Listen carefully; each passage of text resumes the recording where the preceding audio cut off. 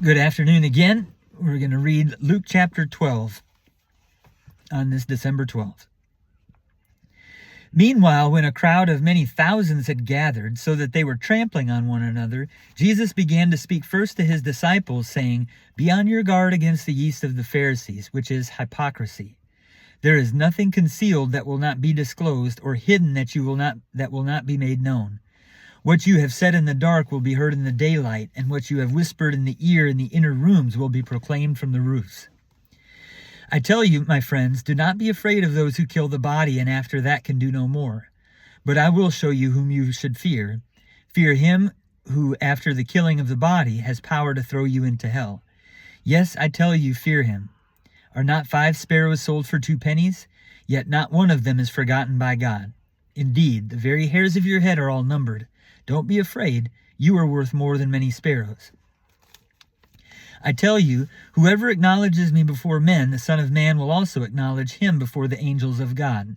But he who disowns me before men will be disowned before the angels of God. And everyone who speaks a word against the Son of Man will be forgiven, but anyone who blasphemes against the Holy Spirit will not be forgiven. When you are brought before synagogues, rulers, and authorities, do not worry about how you will defend yourselves or what you will say, for the Holy Spirit will teach you at that time what you should say." Someone in the crowd said to him, "Teacher, tell my brother to divide the inheritance with me." Jesus replied, "Man, who appointed me a judge or an arbiter between you?" Then he said to them, "Watch out, be on your guard against all kinds of greed. A man's life does not consist in the abundance of his possessions." And he told them this parable. The ground of a certain rich man produced a good crop. He thought to himself, "What shall I do? I have no place to store my crops." Then he said, "This is what I'll do. I will tear down my barns and build bigger ones, and there I will store all my grain and my goods. And I'll say to myself, you have plenty of good things laid up for many years. Take life easy, eat, drink, and be merry." But God said to him, "You fool, this very night your life will be demanded from you. Then who will get what you have prepared for yourself? This is how it will be with anyone who stores up things for himself, but is not rich toward God." Then Jesus said to his disciples, "Therefore I tell you, do not worry about your life, what you will eat, or about your body, what you will wear. Life is more than food, and the body more than clothes. Consider the ravens. They do not sow or reap, they have no storeroom or barn, yet God feeds them. And how much more valuable you are than birds. Who of you by worrying can add a single hour to his life? Since you cannot do this very little thing, why do you worry about the rest? Consider how the lilies grow. They do not labor or spin, yet I tell you, not even Solomon in all his splendor was dressed like one of these. If that is how God clothes the grass of fields, which is here today and tomorrow thrown into the fire, how much more will he clothe you, O you of little faith? And do not set your heart on what you will eat or drink. Do not worry about it, for the pagan world runs after all such things, and your Father knows that you need them. But seek his kingdom, and these things will be given to you as well. Do not be afraid, little flock, for your Father has been pleased to give you the kingdom. Sell your possessions and give to the poor. Provide purses for yourselves that will not wear out, a treasure in heaven that will not be exhausted, where no thief comes near and no moth destroys. For where your treasure is, there your heart will be also. Be dressed ready for service and keep your lamps burning, like men waiting for their master to return from a wedding banquet, so that when he comes and knocks, they can immediately open the door for him. It will be good for those servants whose master finds them watching when he comes. I tell you the truth, he will dress himself to serve, will have them recline at the table, and will come and wait on them. It will be good for those servants whose master finds them ready, even if he comes in the 2nd or 3rd watch of the night. But understand this, if the owner of the house had known what hour the thief was coming, he would not have let his house be broken into. You also must be ready, because the Son of Man will come at an hour you do not expect him." Peter asked, "Lord, are you telling this parable to us or to everyone?" The Lord answered, "Who then is the faithful and wise manager, whom the master puts in charge of his servants to give them their food, allowance at the proper time?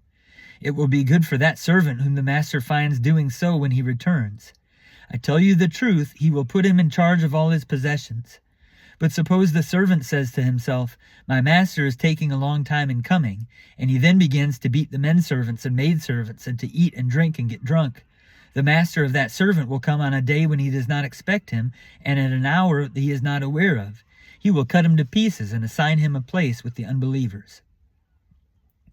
That servant who knows his master's will and does not get ready or does not do what his master wants will be beaten with many blows.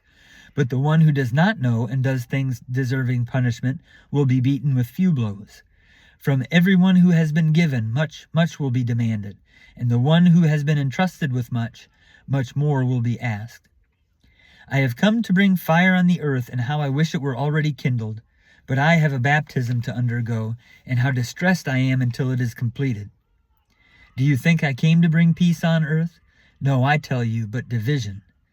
From now on there will be 5 in one family divided against each other, 3 against 2, and 2 against 3. They will be divided, father against son, and son against father, mother against daughter, and daughter against mother, mother-in-law against daughter-in-law, and daughter-in-law against mother-in-law. He said to the crowd, when you see a cloud rising in the west, immediately you say, it's going to rain, and it does. And when the south wind blows, you say it's going to be hot, and it is. Hypocrites! You know how to interpret the appearance of the earth and the sky. How is it that you don't know how to interpret the present time? Why don't you judge for yourselves what is right? As you are going with your adversary to the magistrate, try hard to be reconciled to him on the way, or he may drag you off to the judge, and the judge may turn you over to the officer, and the officer may throw you into prison. I tell you, you will not get out until you have paid the last penny. As Jesus' earthly ministry comes to a close, his teaching and kind of the harshness of that teaching gets ratcheted up. Peter asks a good question, who then, Lord, are you telling this parable to us or to everyone? And then Jesus tells a parable that sort of speaks to the role of the servants, the roles of the one who are close to God. They have a responsibility to share the message and be ready as well. I hope you're enjoying this reading again day by day. I hope the pieces of the story are just put together in ways that maybe they weren't before.